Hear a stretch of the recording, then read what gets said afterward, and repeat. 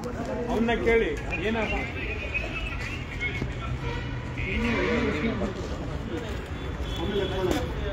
ಪಾಪ ಸ್ಟಾರ್ಟ್ ಮಾಡ್ಕೊಂಡು ಸ್ಟಾರ್ಟ್ ಆಗಿದ್ಯಾ?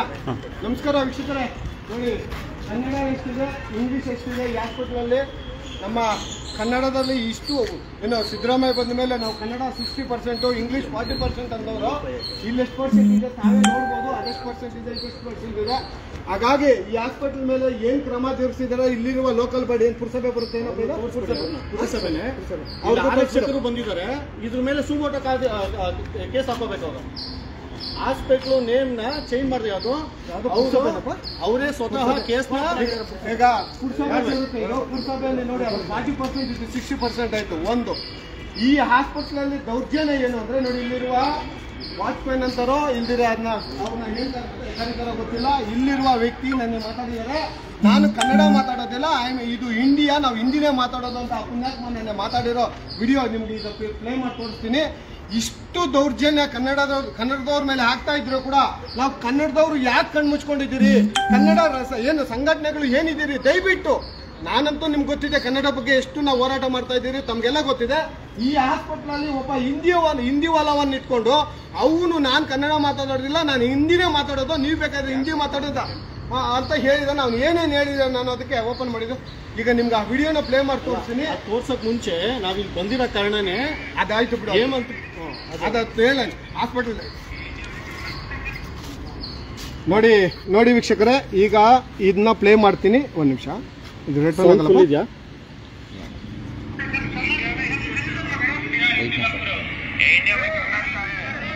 ಒಂದ್ ನಿಮಿಷ ಇನ್ನೊಂದ್ಸತಿ ಹಾಕ್ತೀನಿ. ಅದೇನೊಂದ್ಸತಿ ಹಾಕಪ್ಪ.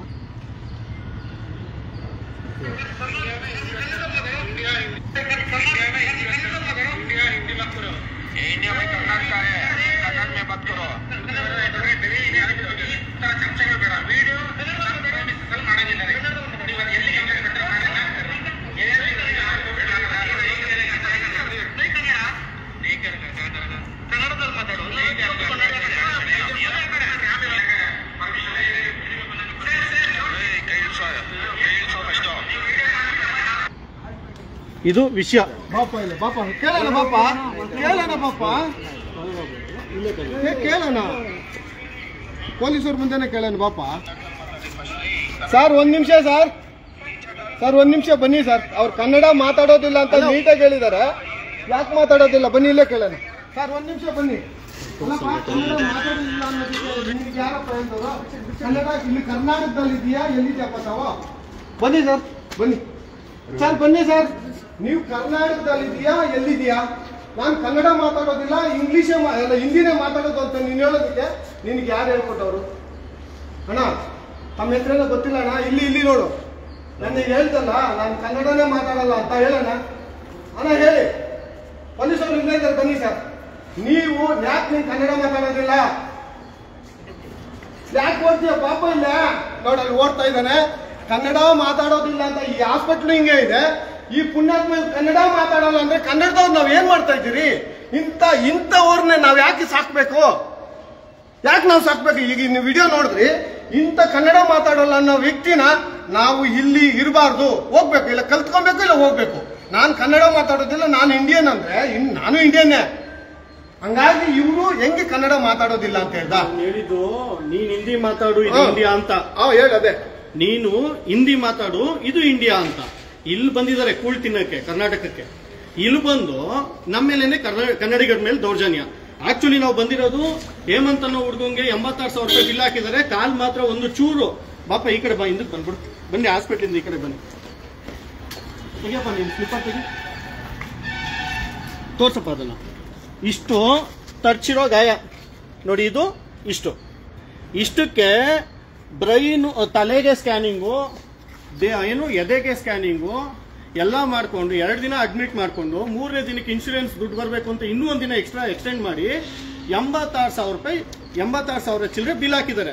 ಅದರಲ್ಲಿ ಈ ಹುಡುಗ 2ನೇ ದಿನ ಟ್ರೀಟ್ಮೆಂಟ್ ಕೊಟ್ಟಿಲ್ಲ. 1ನೇ ದಿನ ಸುಮ್ಮನೆ ಬ್ಯಾಂಡೇಜ್, 1 ಬ್ಯಾಂಡೇಜ್ ಹಾಕಿದ್ದಾನೆ ನೋಡಿಲಿ, 1 ಲೇಯರ್ ಬ್ಯಾಂಡೇಜ್ ಅಷ್ಟೇ ಇವ್ರು ಹಾಕಿರೋದು ಹಾಸ್ಪಿಟ್ಲ್ ಅವರು. ಇಷ್ಟು ಹಾಕಿ 8,000 ಒಂದು, 5,000 ಒಂದು, 2 ಇವರು ಪೇ ಮಾಡಿದ್ದಾರೆ. ಇದು ಪೇ ಮಾಡಿದ್ಮೇಲೆ ನೋಡಿ, ಅವನ ಆಕ್ಸಿಡೆಂಟ್ ಆಗಿ ಬಂದಾಗ ಇಷ್ಟೇ ಇಲ್ಲೊಂದು ಚೂರು ಗಾಯ, ಅಲ್ಲಿ ನಿಮ್ಮ ಕಾಲಲ್ಲಿ ಏನು ತೋರಿಸೋ ಅಷ್ಟಾಗಿದ್ಬಿಟ್ಟು ಇದು ಮಣ್ಣು ಇನ್ನೂ ಕ್ಲೀನ್ ಆಗಿಲ್ಲ, ಅದಕ್ಕೆ ಮುಂಚೆನೇ ತೋರಿಸಿದೀವಿ. ಒಂದು ಎಕ್ಸ್ರೇ ಏನು ಒಂದು ಮೂಳೆ ಡ್ಯಾಮೇಜ್ ಆಗಿಲ್ಲ, ಒಂದು ಯಾವುದೇ ರೀತಿ ತೊಂದರೆ ಆಗಿಲ್ಲ. ಇದೇ ಹುಡುಗ ಇಷ್ಟಾಗಿರೋದನ್ನ ಇವನ್ ಕೈಲಿ ಆಗೋಷ್ಟು ದುಡ್ಡು ಕಟ್ಟಿದ್ದಾನೆ, ಇನ್ನೂ 20,000 ಕಟ್ಟಿ ಅಂತ ಇವ್ರು ಬಲವಂತವಾಗಿ ಹೇಳಿದಾಗ ನಮ್ಮ KRS ಪಾರ್ಟಿಯ ನಮ್ಮ ಗಣೇಶ್ನ ಕರೆದಿದ್ದಾರೆ. ಪಾಪ ಇವ್ರು ಹೇಮಂತ್ ಗಣೇಶ್ ಮತ್ತೆ ನಮ್ಮ ಸ್ನೇಹಿತರು ಬಂದು ಇಲ್ಲಿ ನೀವು ಇವ್ರು ಕೊಟ್ಟಿರೋ ಟ್ರೀಟ್ಮೆಂಟ್ ಏನೇನು ಕೊಟ್ಟಿದ್ದೀರಾ ಅದ್ರದ್ದೆಲ್ಲ ಡೀಟೇಲ್ಸ್ ಕೊಡಿ, ಏನೇನು ಮೆಡಿಸಿನ್ಸ್ ಕೊಟ್ಟಿದ್ದೀರಾ ಅದ್ರದ್ದೆಲ್ಲ ತೋರಿಸಿ ಅಂತ ಹೇಳಿದಕ್ಕೆ ಯಾವುದನ್ನು ತೋರಿಸ್ದೆ ಇವ್ರ ಮೇಲೆ ಮೊಬೈಲ್ ಕಿತ್ಕೊಳ್ಳೋ ಥರ ದೌರ್ಜನ್ಯ ಮಾಡಿ, ಇದು ಹಿಂದಿ ಮಾತಾಡಿ ನೀನು ಅಂತ ನಮ್ಮೇಲೆ ದೌರ್ಜನ್ಯ ಮಾಡಿ ಇವರು ಅದಾದ್ಮೇಲೆ ನಮ್ಮ ಗಣೇಶ್ನವ್ರು ಏನ್ ಮಾಡಿದ್ದಾರೆ 112ಗೆ ಕಾಲ್ ಮಾಡಿ ವೈಸಾಳ ಕರ್ಸ್ಕೊಂಡಿದ್ದಾರೆ. ಕಾಲ್ ಮಾಡಿ ಅದ್ಯಾರು ಗಣೇಶ್ನವರು ಕಾಲ್ ಮಾಡಿ ವೈಸಾಳ ಕರ್ಸ್ಕೊಂಡಾದ್ಮೇಲೆ ವೈಸಾಳದವ್ರು ಬಂದು ಸರಿ ನೀವಿಬ್ರು ಬಂದು ಪರತ್ನಗರ ಪೊಲೀಸ್ ಸ್ಟೇಷನ್ ಲಿಮಿಟ್ಸ್ ಬರುತ್ತೆ, ನೀವು ಕಂಪ್ಲೇಂಟ್ ಕೊಡಿ ಅಂತ ಹೇಳಿದ್ದಾರೆ. ಪರತ್ನಗರ ಪೊಲೀಸ್ ಸ್ಟೇಷನ್ಗೆ ರಾತ್ರಿ ಹೋದವರು ಅಲ್ಲಿ ಆಪರೇಟರ್ ಇಲ್ಲ, ಹೊಸ ರೋಡ್ ಅಲ್ಲಿ ಏನೋ ಹಬ್ಬ ನಡೀತಾ ಇದೆ, ಯಾರು ಇಲ್ಲ, ಸಿಬ್ಬಂದಿಗಳಿಲ್ಲ, ನೀವಿಬ್ರು ಬೆಳಿಗ್ಗೆ ಬಂದು ಕಂಪ್ಲೇಂಟ್ ಕೊಡಿ ಅಂದ್ಬಿಟ್ಟು ನೈಸ್ ಮಾಡಿ ಕಳಿಸ್ಬಿಟ್ಟಿದ್ದಾರೆ. ಅದು ಕಳ್ಸಾದ್ಮೇಲೆ ಗಣೇಶ್ ಎಲ್ಲ ಹೋದ್ಮೇಲೆ ಈ ಹಾಸ್ಪಿಟಲ್ ಅವ್ರನ್ನ ಕರ್ಸ್ಕೊಂಡು ನೀಟಾಗಿ 12:15 ಇವ್ರ ಮೇಲೆ FIR ಮಾಡಿದ್ದಾರೆ. ಏನಕ್ಕೆ? ನಮ್ಮ ಊರಿನ ಹುಡುಗ ಇವನು ಮೋಸ ಆಗ್ತಾ ಇದೆ, ಇಂಥ ಹಾಸ್ಪಿಟಲ್ ಮೋಸ ಮಾಡ್ತಾ ಇದೆ, ನೀವು ದಯವಿಟ್ಟು ಅದನ್ನ ಚೆಕ್ ಮಾಡಿ ಬಿಲ್ನ ಅಂತ ಹೇಳಕ್ ಬಂದವ್ರ ಮೇಲೇನೆ ದೌರ್ಜನ್ಯ ಮಾಡಿದ್ರು, ಏನೋ ಅನಧಿಕೃತವಾಗಿ ಪ್ರವೇಶ ಮಾಡಿದ್ರು. ಅಂದ್ರೆ ಹಾಸ್ಪಿಟ್ಲಿಗೆ ಯಾರು ಬರಲೇಬಾರ್ದ? ಈ ಹುಡುಗ ಅಡ್ಮಿಟ್ ಆಗಿದ್ದಾನೆ, ಯಾರು ಹಂಗಾದ್ರೆ ಬರಲೇಬಾರ್ದ? ನಾವು ನೋಡಕ್ ಬಂದು ವಿಚಾರ ಕೇಳಿದಕ್ಕೆ ಅನಧಿಕೃತವಾಗಿ ಬಂದಿದ್ದಾರೆ ಅಂತ FIR ಮಾಡಿಸಿದ್ದಾರೆ. ಅದೇ ರೀತಿ ಇದು ಮೊನ್ನೆ ರಾತ್ರಿ ನಡೆದಂಥದ್ದು. ನಿನ್ನೆ ಹೋಗಿ ನಮ್ಮ ಗಣೇಶ್ ಅವರು ಅಲ್ಲಿ FIR ಮಾಡಿ, ಸರ್ ಈ ಹಾಸ್ಪಿಟಲ್ ಅವರು ಈ ತರ ಮೋಸ ಮಾಡ್ತಾ ಇದ್ದಾರೆ ಜನಗಳಿಗೆ, ದಯವಿಟ್ಟು ನೀವು ತನಿಖೆ ನಡೆಸಿ ಅಂತ ಇವ್ರು ಕಂಪ್ಲೇಂಟ್ ಕೊಟ್ಟರೆ NCR ಮಾಡಿದ್ದಾರೆ. NCR ಮಾಡಿಬಿಟ್ಟು ನೀವು ಕೊಟ್ಟಿರೋ ಕಂಪ್ಲೇಂಟ್ಗೆ NCR ಮಾಡೋಕ್ಕಾಗದು ಅಂತ. ಅಂದ್ರೆ ಹೋರಾಟಗಾರರು ನಾವು ದಿನನಿತ್ಯ ಜನಗಳಿಗೋಸ್ಕರ ಹೋರಾಟಗಳು ಮಾಡ್ಕೊಂಡು ನಮ್ಮ ಕೆಲಸ ಬಿಟ್ಟು ನಮ್ಮ ಸಮಯನ ಇದು ಮಾಡ್ಕೊಂಡು ನಾವು ಹೋರಾಟ ಮಾಡ್ಕೊಂಡು ಬದುಕ್ತಾ ಇದೀವಿ. ನಾವು ಕಂಪ್ಲೇಂಟ್ ಕೊಟ್ರೆ ನಮ್ಗಿಂತ ಚೆನ್ನಾಗಿ ಇವ್ರು ಕಂಪ್ಲೇಂಟ್ ಕೊಟ್ಟಿದ್ದಾರೆ ಅಂತ ಹೇಳ್ತಾರೆ. ಅಂದ್ರೆ ಯಾರ್ಯಾರು ಎಷ್ಟೆಷ್ಟು ಶಾಮೀಲಾಗಿದ್ದಾರೆ ಅಂತ ನೀವೇ ಯೋಚನೆ ಮಾಡಿ ಜನಗಳೇ. ನಿಮ್ಗೆ ಯಾಕೆ ತೋರಿಸ್ತಾ ಇದ್ದೀನಿ ಅಂದ್ರೆ ನಾಳೆ ನೀವು ಇದೇ ರೀತಿ ಅನ್ಯಾಯಕ್ಕೆ ಒಳಗಾಗ್ಬೋದು. ದಯವಿಟ್ಟು ಜ್ಞಾಪನ ಇಟ್ಕೊಳ್ಳಿ, ಇದು ಸೇಕ್ರೆಡ್ ಹಾಸ್ಪಿಟಲ್, ಓಕೆನಾ? ಇದರಲ್ಲಿ ನಾವು ಇಷ್ಟೊತ್ತು ನೀವು ಮಾತಾಡಿದ್ದು ಮೊದಲಿಗೆ ಕನ್ನಡದ ಬಗ್ಗೆ ಮಾತಾಡಿದ್ರು, ಅದನ್ನ ನಿಮ್ಗೆ ಎಕ್ಸ್ಪ್ಲೈನ್ ಮಾಡಿದ್ವಿ. ನಾವಿಲ್ಲಿ ಯಾಕೆ ಬಂದಿದ್ವಿ ಅನ್ನೋದಕ್ಕೆ ನಿಮ್ಗೆ ಲೈವ್ ಅಲ್ಲಿ ಇದನ್ನ ತೋರಿಸ್ತಾ ಇದೆ. ಸೊ ಇಷ್ಟು ನಡೆದಿರ್ತಕ್ಕಂಥ ಕತೆ ಇದನ್ನ ಇನ್ನೂ ಸ್ಪಷ್ಟವಾಗಿ ಗಣೇಶ್ ಅವರು ತಿಳಿಸ್ತಾರೆ. ಹೇಳಿ ಗಣೇಶ್. ವೀಕ್ಷಕರೇ ನಮಸ್ಕಾರ. ವೀಕ್ಷಕರೇ 8ನೇ ತಾರೀಕು ಸಂಜೆ 8:30ಗೆ ನನಗೆ ಹೇಮಂತ್ ಅನ್ನೋ ಹುಡುಗ ಕರೆ ಮಾಡ್ತಾನೆ. ನಾನು ಮನೇಲಿರ್ತೀನಿ, ಕರೆ ಮಾಡಿಬಿಟ್ಟು ಪಾಪ ಈತನ ಕಷ್ಟಗಳನ್ನ ಒಳಗಡೆಯಿಂದ ತೋಡ್ಕೊಂಡು ಹೇಳ್ತಾನೆ ನನಗೆ ಕರೆ ಮುಖಾಂತರ. ಅಣ್ಣ ನನಗೆ ಈ ಥರ ಶುಕ್ರವಾರ ನನ್ನ ಸ್ಲಿಪ್ಪಾಗಿ ಬಿದ್ದೋದೆ, ನನ್ನ ಸಣ್ಣದಾಗಿ ಗಾಯ ಆಗಿದೆ, ನಾನು ಹಾಸ್ಪಿಟ್ಲಿಗೆ ಬಂದಿದ್ದೀನಿ, ಇದರಲ್ಲಿ 86,813 ರೂಪಾಯಿ ಬಿಲ್ ಮಾಡಿದ್ದಾರೆ ಅಣ್ಣ. ಇದನ್ನು ನನಗೆ ಏನೇನು ಮೆಡಿಸಿನ್ ಕೊಟ್ಟಿದ್ದಾರೆ, ಏನು ಟ್ರೀಟ್ಮೆಂಟ್ ಕೊಟ್ಟಿದ್ದಾರೆ ಅದ್ರ ಬಗ್ಗೆ ಕೇಳಿದ್ರೆ ಇನ್ನೂ 20,000 ಕೊಡ್ಬೇಕು, ನಾವು ಅದೆಲ್ಲ ತೋರ್ಸೋಕ್ಕಾಗೋದಿಲ್ಲ ಅಂತ ಹೇಳಿ ಬೆದರಿಕೆ ಆಗ್ತಾ ಇದ್ದಾರೆ. ದಯವಿಟ್ಟು ನನಗೆ ನ್ಯಾಯ ಕೊಡಿಸೋಣ. 3 ದಿವಸ ಆಯಿತು ನನ್ನ ಕೂಡಾಕೊಂಡು ಒಳಗಡೆ ಕೂಡಾಕಿದ್ದಾರೆ ಬಲವಂತದಿಂದ. 3 ದಿವಸದಿಂದ ಒಳಗಡೆ ಕೂಡಾಕಿದ್ದಾರೆ. ಊಟ ತಿಂಡಿ ಏನೂ ಕೊಡಲಿಲ್ಲ ಅಣ್ಣ ನನಗೆ. ದಯವಿಟ್ಟು ಬಂದು ನನಗೆ ನ್ಯಾಯ ಕೊಡಿಸೋಣ, ಇಲ್ಲಾಂದರೆ ಇಲ್ಲೇ ಸೂಸೈಡ್ ಮಾಡ್ಕೊಂಡು ಸಾಯ್ತೀನಿ ಅಂತ ಹೇಳಿ ಹೇಮಂತ್ ಅನ್ನೋ ಹುಡುಗ ನನಗೆ ತಿಳಿಸ್ತಾನೆ. ತಿಳಿಸಿದಾಗ ನಾನೇನು ಮಾಡ್ತೀನಿ, ತಕ್ಷಣಕ್ಕೆ ನಾನು ಮತ್ತೆ ನನ್ನ ಸ್ನೇಹಿತರನ್ನ ಕರ್ಕೊಂಡು ಏನಾಗಿದೆಯೋ ನೋಡೋಣ ಅಂತ ಹೇಳ್ಬಿಟ್ಟು ಕೂಲಂಕುಷವಾಗಿ, ನಾವೇನು ಬಂದು ದಬ್ಬಾಳಿಕೆ ಮಾಡಲಿಲ್ಲ, ದೌರ್ಜನ್ಯ ಮಾಡಲಿಲ್ಲ, ಮತ್ತೆ ಇದ್ರ ಬಗ್ಗೆ ಏನು ಅವ್ರಿಗೆ ಅವೇಚ್ಯ ಶಬ್ದಗಳಿಂದ ನಿಂದಿಸಲಿಲ್ಲ. ನಾವು ಬಂದು ಕೂಲಂಕುಷವಾಗಿ, ಸರ್ ಈ ಹೇಮಂತ್ ಅನ್ನೋ ಹುಡುಗ ಅಡ್ಮಿಟ್ ಆಗಿದ್ದಾನೆ, ಅದೊಂದು ಏನಾಗಿದೆ, ಬಿಲ್ ಏನಾಗಿದೆ, ಆತನಿಗೆ ಟ್ರೀಟ್ಮೆಂಟ್ ಏನು ಕೊಟ್ಟಿದ್ದೀರಾ ಅಂತ ಕೇಳಿದಾಗ ಇಲ್ಲಿ ಹೇಮಂತ್ ಅನ್ನೋ ಹುಡುಗ ಯಾರೂ ಇಲ್ಲ ಅಂತವ್ರು ಯಾರೂ ಅಡ್ಮಿಟ್ ಆಗಲಿಲ್ಲ ಅಂತ ಹೇಳ್ತಾರೆ. ಸರ್ ನಾನು ಅವ್ರ ಅಣ್ಣ ಮಾತಾಡ್ತಾ ಇರೋದು, ದಯವಿಟ್ಟು ಆ ಹುಡುಗನ ಕರ್ಕೊಂಬನ್ನಿ, ಅದೇನಿದೆಯೋ ಫೀಸ್ ಕಟ್ಬಿಟ್ಟು ನಾನು ಕರ್ಕೊಂಡು ಹೋಗ್ತೀನಿ ಅಂತ ಹೇಳ್ತೀನಿ. ಆವಾಗ ಹೇಮಂತ್ ಅನ್ನೋ ಹುಡುಗನ ಒಳಗಡೆಯಿಂದ ಹೊರಗಡೆಗೆ ಕರ್ಕೊಬರ್ತಾರೆ, ರಿಸೆಪ್ಷನ್ಗೆ ಕರ್ಕೊಬರ್ತಾರೆ. ನಾನು ಒಳಗಡೆನೂ ಕೂಡ ಹೋಗಲ್ಲ, ರಿಸೆಪ್ಷನಲ್ಲಿ ಅಷ್ಟೇ ಇರ್ತೀನಿ, ರಿಸೆಪ್ಷನ್ ಕರ್ಕೊಬರ್ತಾರೆ. ಆಮೇಲೆ ಆ ಹುಡುಗಗಳು ತಟ್ಕೊಂಡು, ಅಣ್ಣ ನನಗೆ ಈ ಥರ ಆಗ್ಬಿಟ್ಟಿದ್ದಾನ, ಇಷ್ಟು ಸಣ್ಣದಾಗಿ ಗಾಯ ಆಗೈತೆ ತೋರಿಸ್ಕೊ, ಇಷ್ಟೇ ಸಣ್ಣದಾಗಿ ಗಾಯ ಆಗಿರೋದು, 86,813 ರೂಪಾಯಿ ಬಿಲ್ ಮಾಡಿದ್ದಾರೆ ಅಣ್ಣ. ಇದ್ರ ಬಗ್ಗೆ ಕೇಳಿದ್ರೆ ನನಗೆ ಮೆಡಿಸಿನ್ ಕೊಟ್ಟಿರೋ ಬಿಲ್ಲು ಕೊಡ್ತಾ ಇಲ್ಲ, ನನಗೆ ಟ್ರೀಟ್ಮೆಂಟ್ ಕೊಟ್ಟಿರೋ ಬಿಲ್ಲು ಕೊಡ್ತಾ ಇಲ್ಲ, ನನಗೆ ಏನು ತೋರಿಸ್ತಾ ಇಲ್ಲ ಅಂತ ಹೇಳ್ತಾನೆ. ಮತ್ತೆ ಅವ್ರನ್ನ ಕೇಳ್ತೀವಿ, ಅವ್ರೇನು ಮಾಡ್ತಾರೆ, ಬರೀ ಏನು ಇನ್ಸೂರೆನ್ಸ್ ಕ್ಲೈಮ್ ಮಾಡಿರ್ತಾರಲ್ವಾ, ಇರಿ ನೋಡಿ ನನಗೆ ತೋರಿಸೋದು, ಅದು ಇದನ್ನೂ ಕೊಡಲಿಲ್ಲ. ಪಾಪ ಯಾರೋ ಒಬ್ಬ ಹುಡುಗ ಫೋಟೋ ಹಿಡ್ಕೊಂಡ ಪಟ್ಟಂತ, ಇನ್ಸೂರೆನ್ಸ್ ಕ್ಲೈಮ್ ಮಾಡಿರೋ ಬಿಲ್ ಮಾತ್ರ ತೋರಿಸ್ತಾರೆ. ಇದರಲ್ಲಿ 86,813 ರೂಪಾಯಿ ಬಿಲ್ ಆಗುತ್ತೆ. 53,739 ರೂಪಾಯಿ ಇವ್ರಿಗೆ ಏನು ಇನ್ಸೂರೆನ್ಸ್ ಮುಖಾಂತರ ಬಂದಿರುತ್ತೆ. ಇನ್ನು ಉಳಿದಂತ 27,000 ಹಣನ ಕೊಡೋದಕ್ಕೆ ತಿಳಿಸ್ತಾರೆ.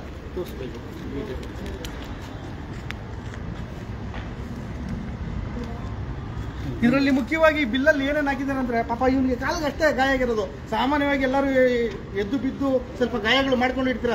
ಚಿಕ್ಕ ವಯಸ್ಸಿಂದ ಯಾರು ಬೀಳಿದ್ರೆ ಇರಲ್ಲ, ಎಲ್ಲರಿಗೂ ಅನುಭವ ಇರುತ್ತೆ. ಈ ಹುಡುಗನಿಗೆ ಇಷ್ಟು ಗಾಯ ಆಗಿರೋದಕ್ಕೆ ಆಕ್ಸಿಜನ್ ಕೊಟ್ಟಿದ್ದಾರಂತೆ, ಮತ್ತೆ ಬ್ರೈನ್ ಇದು ತಲೆ ಸ್ಕ್ಯಾನ್ ಮಾಡಿದ್ದಾರೆ, ಮತ್ತೆ ಎದೆ ಸ್ಕ್ಯಾನ್ ಮಾಡಿದ್ದಾರೆ, ಮತ್ತೆ ಇವನಿಗೆ ಬ್ರೈನ್ ಆಪರೇಷನ್ ಮಾಡ್ಬೇಕಂತ ಹೇಳಿದ್ದಾರೆ. ಮತ್ತೆ ಅದರಲ್ಲಿ ಇನ್ನೂ ಏನೇನೋ ಹಾಕಿದ್ದಾರೆ. ಒಂದು ದಿನಕ್ಕೆ 4,000 ಚಿಲ್ಲರೆ ರೂಮ್ ಬಿಲ್ಲು. ಪಾಪ ಅವನು ನನ್ನ ಬಡವ, ನನ್ನ ಜನರಲ್ ಒಳಗೆ ಶಿಫ್ಟ್ ಮಾಡ್ರಿ ಅಂದ್ರೂ ಇಲ್ಲ, ನೀನು ಇಲ್ಲೇ ಇರಬೇಕು, ನಿನಗೆ ಸಮಸ್ಯೆ ಆಗ್ಬಿಡುತ್ತೆ ಅಂತ ಹೇಳ್ಬಿಟ್ಟು ಇವ್ರ ಫ್ಯಾಮಿಲಿ ಅವ್ರು ಯಾರಾದರೂ ಕೇಳಿದ್ರೆ ಹೆಂಗಿದ್ದಾರೆ ಏಮಂತ ಇವನ್ನ ನೋಡೋದಕ್ಕೆ ಒಳಗಡೆ ಬಿಡ್ದಿರಾ, ಇವನ್ನ ಭೇಟಿಯಾಗಿ ಹೋಗಿ ಬಿಡ್ದಿರಾ, ಇವನ್ನ ಒಳಗಡೆ ನೀನು ಮಲ್ಕೋ, ಆರಾಮಾಗಿ ಮಲ್ಕೋ, ನೀನಿದ್ರೆ ನಿನ್ನ ಸಮಸ್ಯೆ ಆಗ್ಬಿಡುತ್ತೆ, ಮಲ್ಕೋ ಅಂತ ಮಲಗಿಸಿ ಪಾಪ ಅವ್ರ ಫ್ಯಾಮಿಲಿ ಅವ್ರನ್ನ ಬಿಡ್ದಿರಾ ಅವ್ರ ಫ್ಯಾಮಿಲಿ ಅವ್ರಿಗೆ ಕಣ್ಣಿಗೆ ಮಣ್ಣೆಡ್ಚಿದ್ದಾರೆ. ಮಣ್ಣೆಡ್ಚುವಂಥ ಕೆಲಸನ ಮಾಡಿದ್ದಾರೆ. ದಯವಿಟ್ಟು ಇಂಥ ಹಾಸ್ಪಿಟ್ಲುಗಳ ಬಗ್ಗೆ ಎಲ್ಲರೂ ಎಚ್ಚೆತ್ಕೊಳ್ಳಿ. ಯಾಕಂದರೆ ಇವತ್ತಿನ ದಿವಸ FIR ಆಗೈತೆ. ನಾನು ಅದಕ್ಕೆಲ್ಲ ಭಯ ಬೀಳಲ್ಲ. ಯಾಕಂದರೆ ನಾನೊಬ್ಬ ಹೋರಾಟಗಾರ. ನನ್ನ ಮೇಲೆ ಇನ್ನಷ್ಟು FIRಗಳಾದ್ರೂ ನಾನು ತಲೆ ಕೆಡಿಸ್ಕೊಳಲ್ಲ. ಯಾಕಂದರೆ ಹೋರಾಟಗಾರರಿಗೆ ಇದೆಲ್ಲ ಸಹಜ. FIRಗಳಾಗೋದು, ಕೇಸುಗಳಾಗೋದು ಇದೆಲ್ಲ ಸಹಜ. ಯಾಕಾಯ್ತು ಅಂತ ಹೇಳ್ಬೇಕಲ್ಲ, ನಾವು ಇದಕ್ಕೆ ಹೇಳ್ತಾ ಇರೋದು. ಇದನ್ನು ಕ್ಲಿಯರ್ ಮಾಡ್ಬಿಡ್ತೀನಿ, ಆಮೇಲೆ ನೀವು ಕ್ಲಿಯರ್ ಮಾಡಿ. ಇದು ಆಲ್ರೆಡಿ ನಾವೊಂದು 2 FIR ಏನು ಒಂದು 2 ಕಂಪ್ಲೇಂಟ್ ಕೊಡೋದಕ್ಕೆ ಪರಪ್ ನಗರಕ್ಕೆ ಹೋಗಿರ್ತೀವಿ. ಒಂದು ಅದು ವಿಡಿಯೋ ಇದೆಯಪ್ಪ, ಸಾಗರಲ್ಲಿ ಅಂಗಡಿ ಒಳಗಡೆ ಬಾಳೆಹಣ್ಣು ಮಾರಕ್ಕೆ ಅಂತ ಬಾಳೆಹಣ್ಣು ಮಂಡಿ ಇಟ್ಕೊಂಡು ಶೆಟ್ ಒಳಗಡೆ ಹಣ್ಣಿನ ಇಟ್ಬಿಟ್ಟು ಆಚೆ ಇರ್ತಾನೆ. ಅವನ್ನ ಯಾರೋ ರೋಲ್ ಕಾಲ್ ಕೇಳಕ್ ಬರ್ತಾನಲ್ಲ ಒಬ್ಬ ಹುಡುಗ, ಅವ್ನು ಬಂದ್ಬಿಟ್ಟು ಕೊಡಲ್ಲ ಅಂತ ಹೇಳ್ತಾನೆ ಅಂಗಡಿಯವನು. ಅವನಿಗೆ ಕೋಪ ಬಂದು ನೋಡಿ ನೀನು ಬಿಡಲ್ಲ ನಿನ್ನ ಅಂತ ಹೇಳ್ಬಿಟ್ಟು ಹೋಗಿರ್ತಾನೆ. ಅವತ್ತು ರಾತ್ರಿ ಸತ್ಯ ಅವನು ಅಂಗಡಿ ಒಳಗಡೆ ಮಲಗಿಲ್ಲ. ಯಾರು ಬಾಳೆಹಣ್ಣು ಮಂಡಿ ವ್ಯಾಪಾರಸ್ಥ ಅದ್ರೊಳಗಡೆ ಮಲಗಿಲ್ಲ, ಯಾವಾಗ್ಲೂ ಅದರಲ್ಲೇ ಮಲಗ್ತಾ ಇದ್ದಂತೆ. ಅವತ್ತು ಮಲಗಿಲ್ಲ. ಅದೃಷ್ಟ ಒಂದು ಚೆನ್ನಾಗಿತ್ತು. ಯಾರು ಅಮೌಂಟ್ ಕೇಳಿದ ಹುಡುಗ ಬಂದು ಪೆಟ್ರೋಲ್ ತಗೊಂಡ್ಬಂದು ಪೆಟ್ರೋಲ್ ಬಂಕಿಂದ, ಅಲ್ಲೇ ಶಾಂತಿಪುರ ಹತ್ರ ಪೆಟ್ರೋಲ್ ಬಂಕ್ ಇದೆ, ಪೆಟ್ರೋಲ್ ತಂದು ಅಂಗಡಿಗೆ ಹಿಂಗೆ ಚೆಲ್ಲಿ ಬೆಂಕಿಗೆ ಓಡೋಗ್ತಾನೆ. ಇದು ರೆಕಾರ್ಡ್, ವಿಡಿಯೋ ಸಮೇತ ರೆಕಾರ್ಡೆಡ್. ಇದನ್ನ ನ್ಯಾಯ ಕೇಳಕ್ಕೆ ಅವರ ಹುಡುಗರು ಹೋದ್ರೆ ಅವ್ರಿಗೆ ನ್ಯಾಯ ಸಿಕ್ಕಿರಲ್ಲ ಪರಪ್ನಗರದಲ್ಲಿ. ಆಮೇಲೆ ನಾವು ಗಣೇಶ್ ಇವರೆಲ್ಲ ಹೋಗಿ ಅಲ್ಲಿ ಕೇಳಿದಾಗ ಆಯ್ತು ನಾವು ಅವನ್ನ ದಸ್ತಗಿರಿ ಮಾಡ್ತೀವಿ ಅಂತ ಅವನ್ನ ಎಲ್ಲೋ ಅನಂತಪುರ ಹತ್ರ ಇದ್ದಂತ ಇಟ್ಕೊಂಡ್ಬಂದು ಅವನ್ನ ಚಾರ್ಜ್ ಮಾಡ್ತಾರೆ. ಆದರೆ ಅವನ್ನ ಈಸಿಯಾಗಿ ಅವನ ಆಚೆ ಬರೋಕ್ಕೆ, ಈಸಿಯಾಗಿ ಅವ್ನು ಇದು ಮಾಡೋದಕ್ಕೆ ಅದೇನು ಬೇಕೋ ಅದು ವ್ಯವಸ್ಥೆ ಮಾಡಿ ಅವನ್ನ ಕಳಿಸ್ಬಿಡ್ತಾರೆ. ಅವನು ಹಿಡ್ಕೊಂಬಂದು ನೆಕ್ಸ್ಟ್ ಡೇ ದಿನ ಇಲ್ಲೇ ಓಡಾಡ್ಕೊಂಡಿದ್ದ. ಸೊ ಬಡವರಿಗೆ ನ್ಯಾಯ ಎಲ್ಲಿ ಸಿಗ್ತಾ ಇದೆ? ಠಾಣೆಗಳಲ್ಲಿ. ಈ ಠಾಣೆಯಲ್ಲಿ ಇರುವಂತ ಕರ್ತವ್ರು ಏನು ಕೋಟ್ಯಾಧೀಶ್ವರಲ್ಲ, ಅವರು ನಮ್ಮ ಥರನೇ ಮಧ್ಯಮ ವರ್ಗದವ್ರೇನೆ. ಇವರೇ ಈ ರೀತಿ ಮಾಡಿಬಿಟ್ಟಾಗ ಸಾರ್ವಜನಿಕರು ಯಾರ ಹತ್ರ ಹೋಗೋದು? ಆರಕ್ಷಕರೇ ಮುಖ್ಯವಾಗಿ ಇನ್ನೊಂದು ತಿಳಿಸಿ. ಅದೇ ಕಂಪ್ಲೇಂಟ್ ಕೊಟ್ಟಂತ ವ್ಯಕ್ತಿ ಯಾವ ರೀತಿ ಭಯ ಪಡ್ತಾ ಇದ್ದ, ಮತ್ತೆ ಸ್ಟೇಷನ್ಗೆ ಹೋಗಕ್ಕೆ ಭಯ. ಅವನು ನಾವು ಜೊತೆಲಿ ಕರ್ಕೊಂಡು ಹೋಗಿದ್ದೀವಿ ಅಂದ್ರೆ ಅವ್ರು ಹೋಗೋಷ್ಟೊತ್ತಿಗೆ ಅವ್ರನ್ನ ಗಾಬರಿ ಪಡಿಸ್ಬಿಡ್ತಾರೆ. ಇನ್ನೊಂದ್ಸತಿ ಅವ್ರು ಬರಲೇಬಾರ್ದು, ಸ್ಟೇಷನ್ ಕಡೆಗೆ ಬರಬಾರ್ದು. ಈಗಲೂ ಅವ್ರಿಗೂ ನ್ಯಾಯ ಸಿಗ್ಲಿಲ್ಲ. ಅದು ಒಂದಾಯ್ತು. ಇನ್ನೂ ಒಂದು ಹಲವಾರು ಇದೆ. ಸೊ ಈ ಹಲವಾರು ಯಾಕೆ ಹೇಳ್ತಾ ಇದ್ದೀನಿ ಅಂದ್ರೆ, ನಾವು ಪೊಲೀಸ್ ಠಾಣೆಗಳಲ್ಲಿ ಹೋದ್ರೆ ನೋಡಿ, ಉಳ್ಳವರು ಶಿವಾಲಯವನ್ನು ಕಟ್ಟುವರು ನಾನೇನು ಕಟ್ಟಲಿ ಬಡವನೆಯ ಅಂತ ಹೇಗೆ ಹೇಳ್ತಾರೆ ಗಾದೆ, ಅದೇ ರೀತಿ ಈ ದೊಡ್ಡ ದೊಡ್ಡ ಏನೋ ಹಣವಂತರು ಬಲಿಷ್ಠರು ಮಾಡುವಂತ ಕೆಲ್ಸಗಳಿಗೆ ಅವ್ರಿಗೆ ಬಡವರ ಮೇಲೆ ಯಾವುದೇ ತರ ನ್ಯಾಯನೂ ಸಿಗಲ್ಲ. ಅದಕ್ಕೆ ನಿದರ್ಶನ ಇದೇ ಒಂದು ಸಾಕ್ಷಿಯಾಗಿ ನಿಮ್ಗೆ ಹೇಳ್ತಾ ಇದ್ದೀನಿ. ಮತ್ತೆ ನೋಡಿ, ಇವಾಗ ಪೊಲೀಸ್ ಅವರು ಬಂದಿದ್ರು, ನಾವಿಲ್ಲಿ ಮೀಡಿಯಾದವ್ರಿಗೆ ಬೈಟ್ ಕೊಡ್ತಾ ಇದ್ವಿ ಅಷ್ಟೇ. ಇವ್ರ ಹತ್ರ ಮಾತಾಡ್ತಾ ಇರ್ಲಿಲ್ಲ ಫಸ್ಟ್ ಬಂದಾಗ. ಅಷ್ಟೊತ್ತಿಗೆ ವಯಸ್ಸಾದವ್ರನ್ನ ಕರೆಸಿ ಅವ್ರ ಬೈಟ್ನ ತಗೊಂಡು ಅವ್ರು ಹೋಗಂಗ್ ಮಾಡ್ಬಿಟ್ರು. ಅಂದ್ರೆ ಹಾಸ್ಪಿಟಲ್ ಅವ್ರ ಬೈಟ್ನ ತಗೊಂಡು ಹೋಗ್ಬಿಟ್ರು ಪೊಲೀಸ್ ಅವರು. ಅಂದ್ರೆ ಇದು ಎಷ್ಟು ಚೆನ್ನಾಗಿ ಇವರ ಇದು ಇದೆ ನೋಡಿ, ಅಂಡರ್ಸ್ಟ್ಯಾಂಡಿಂಗ್ ಹೆಂಗಿದೆ. ನಾವು ಅದಕ್ಕೆ ಅವ್ರಿಗೆ ಪೊಲೀಸ್ ಅವ್ರಿಗೆ ನೇರವಾಗಿ ಹೇಳಿದ್ವಿ, ನೋಡಪ್ಪ ಇದೇ ಹಾಸ್ಪಿಟಲ್ ಅವರು, ಇವಾಗ ಏನು ಕಾನೂನು ಇದೆ 60-40, 60% ಕನ್ನಡ ಇರಬೇಕು, 40% ಇಂಗ್ಲೀಷಲ್ಲಿ ಇರಬೇಕು. ಅದನ್ನು ಯಾವುದನ್ನು ಪಾಲನೆ ಮಾಡ್ತಾ ಇಲ್ಲ ಅವರು. ಇದ್ರ ಬಗ್ಗೆ ಯಾರು ಯಾರು ನಾವೇನು ಕಂಪ್ಲೇಂಟ್ ಕೊಡೋದೇನು ಬೇಕಾಗಿಲ್ಲ. ನಾವೇನ್ ಕಂಪ್ಲೇಂಟ್ ಕೊಡೋದೇನು ಬೇಕಾಗಿಲ್ಲ. ಇದನ್ನ ಅವರೇ ಸುಮೋಟೋ ಕಾಯ್ದೆ ಇಡಿ ಅವರೇನೆ ಇದಕ್ಕೆ ಕಂಪ್ಲೇಂಟ್ ಇದು ಮಾಡ್ಕೋಬಹುದು, ಇದ್ರ ಮೇಲೆ FIR ಮಾಡ್ಬೋದು ಇವ್ರ ಹಾಸ್ಪಿಟಲ್ ಮೇಲೆ. ಇದನ್ನು ಮಾಡ್ತಾರೆ ಅಂತ ನೋಡೋಣ, ಯಾಕಂದ್ರೆ ಅವ್ರ ಬಾಡಿ ಕ್ಯಾಮ್ರಾನಲ್ಲಿ ಇದೆಲ್ಲ ಕ್ಯಾಪ್ಚರ್ ಆಗಿದೆ. ಇದನ್ನು ಮಾಡ್ತಾರೆ ಅಂತ ನೋಡಿ. ಇದೆಲ್ಲ ಮಾಡಿದ್ರೆ ಹೌದು ಪೊಲೀಸರು ನಮಗೆ ನ್ಯಾಯಪರ ಇದ್ದಾರೆ ಅಂತ ನಮಸ್ಕಾರ ಹಾಕ್ಬಿಡ್ತೀನಿ ಅವ್ರ ಪಾದಕ್ಕೊಂದು. ಇಷ್ಟು ಹೇಳ್ತಾ ಇನ್ನೇನು ನಡೆಯುತ್ತೆ ನಾಳೆ ಇದ್ರ ಈ ಕೇಸ್ ಮೇಲೆ ಅದನ್ನು ಮುಂದೆ ನಿಮಗೆ ತಿಳಿಸ್ಕೊಡ್ತೀವಿ. ನಮಸ್ತೆ.